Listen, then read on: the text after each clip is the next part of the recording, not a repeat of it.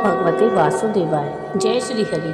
हर साल ज्येष्ठ मास के कृष्ण पक्ष की एकादशी तिथि को अपरा एकादशी का व्रत रखा जाता है। इसे अचला एकादशी के भी कहा जाता है। इस दिन भगवान विष्णु की विधिवत पूजा करने के साथ व्रत रखने का विधान है। मान्यता है कि इस व्रत को रखने से कई गुना अधिक पुण्य फलों की प्राप्ति हो सकती है। इस एकादशी के महत्व में स्वयं श्री कृष्ण ने धर्मराज युधिष्ठिर को बताया था। इस दिन पूजा करने के साथ व्रत रखने से जीवन में सुख समृद्धि, यश कीर्ति में वृद्धि के साथ साथ मान सम्मान में बढ़ोतरी हो सकती है। इस साल अपरा एकादशी का व्रत आज दिनांक 13 मई बुधवार को रखा जाएगा। इस दिन पूजा करने के साथ व्रत कथा का पाठ अवश्य करें। तो आइए जानते हैं, सुनते हैं अपरा एकादशी व्रत की संपूर्ण कथा। राधे राधे। व्रतधाम चैनल में आप सबका स्वागत है। अपरा एकादशी व्रत का प्रारंभ 12 मई को दोपहर 2:52 पर एकादशी तिथि का आरंभ हो रहा है और 13 मई को दोपहर 1:29 पर समाप्त हो रहा है। ऐसे में उदया तिथि के हिसाब से 13 मई को अपरा एकादशी का व्रत रखा जाएगा। अपरा एकादशी के व्रत का पारण 14 मई को किया जाएगा। आइए सुनते हैं अपरा एकादशी का महात्म्य या अपरा एकादशी की कथा। पद्म पुराण के अनुसार जेठ मास के कृष्ण पक्ष को पड़ने वाली अपरा एकादशी के महत्व के बारे में स्वयं भगवान श्री कृष्ण ने बताया था और इस व्रत कथा को कहा। युधिष्ठिर ने भगवान श्री कृष्ण से पूछा, हे जनार्दन, जेठ के कृष्ण पक्ष में किस नाम की एकादशी होती है? मैं उसका महात्म्य सुनना चाहता हूँ। कृपया इसके बारे में आप मुझे बताएं। भगवान श्री कृष्ण बोले, हे राजन, तुमने संपूर्ण लोगों के हित के लिए बहुत उत्तम बात पूछी है। जेठ मास के कृष्ण पक्ष में पड़ने वाली इस एकादशी का नाम अपरा एकादशी है।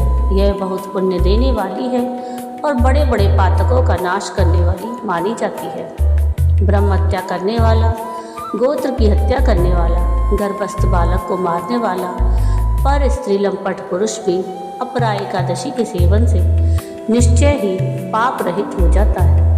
जो झूठी गवाही देता है, माप तोल में धोखा देता है, बिना जाने ही नक्षत्रों की गणना करता है और कूटनीति से आयुर्वेद का ज्ञाता बनकर वैद्य का काम करता है, ये सब नरक में निवास करने वाले प्राणी हैं। परंतु अपरा एकादशी व्रत रखने से ये भी पाप रहित हो जाते हैं। अगर कोई क्षत्रिय छात्र धर्म का परित्याग करके युद्ध से भागता है तो वह क्षत्रियोचित धर्म से भ्रष्ट होने के कारण घोर नरक का भागी होता है।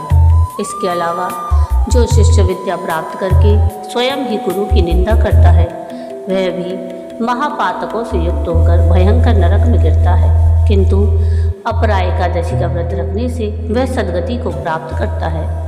माघ में जब सूर्य मकर राशि पर स्थित हो और उस समय प्रयाग में स्नान करने वाले मनुष्यों को जो पुण्य होता है, काशी में शिवरात्रि का व्रत करने से जो पुण्य प्राप्त होता है, गया में पिंडदान करके पितरों को तृप्ति प्रदान करने से जो पुण्य मिलता है, बृहस्पति की सिंह राशि पर स्थित होने पर गोदावरी में स्नान करने वाला व्यक्ति को जो फल मिलता है, बद्रिकाश्रम की यात्रा के समय भगवान केदार के दर्शन से और बद्री तीर्थ के सेवन से जो पुण्य फल उपलब्ध होता है, इसके साथ ही सूर्य ग्रहण के समय कुरुक्षेत्र में दक्षिणा सहित यज्ञ करके हाथी, घोड़ा और स्वर्ण दान करने से जो फल मिलता है, इतना ही सब मात्र अपरा एकादशी का व्रत रखने और विधि विधान से पूजा करने से फल मिल जाता है। इस दिन व्रत रखने के साथ साथ भगवान वामन की पूजा करने से मनुष्य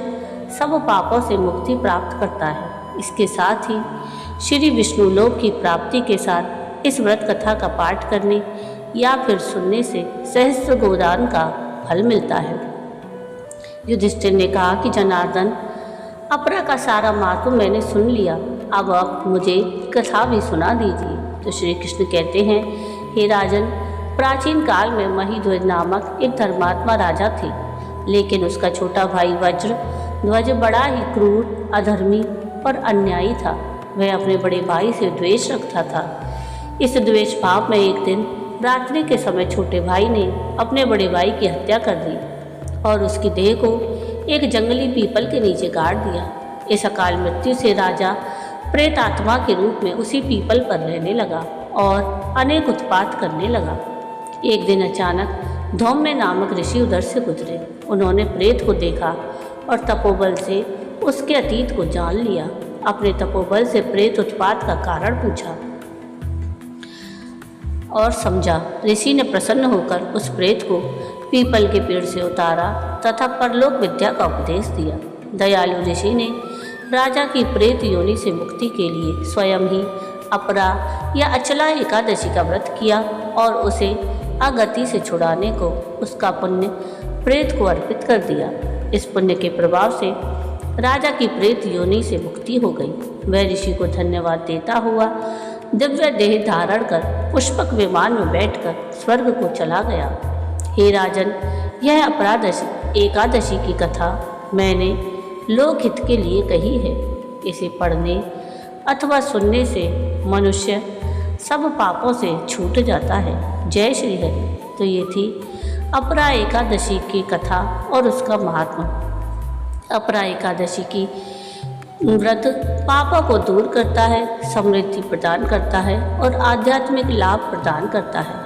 भक्त सुबह सवेरे जल्दी उठकर पवित्र स्नान करें और तुलसी के पत्तों, पीले फूल और फलों से भगवान विष्णु की पूजा करें। इस दौरान अनाज और मांसाहारी भोजन से परहेज रखते हुए सख्त उपवास रखा जाता है।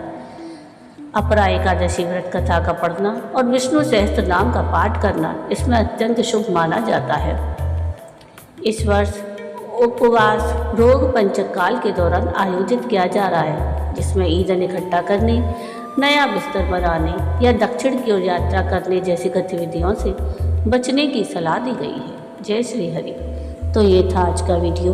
आपको आज का ये वीडियो कैसा लगा मुझे कमेंट करके ज़रूर बताइएगा। और अगर आपको आज का ये वीडियो पसंद आया हो तो प्लीज़ इसको लाइक शेयर ज़रूर कीजिएगा और प्लीज़ मेरे चैनल को सब्सक्राइब कीजिएगा और कमेंट में राधे राधे ज़रूर लिखिएगा। वीडियो पूरा देखने के लिए थैंक यू। राधे राधे।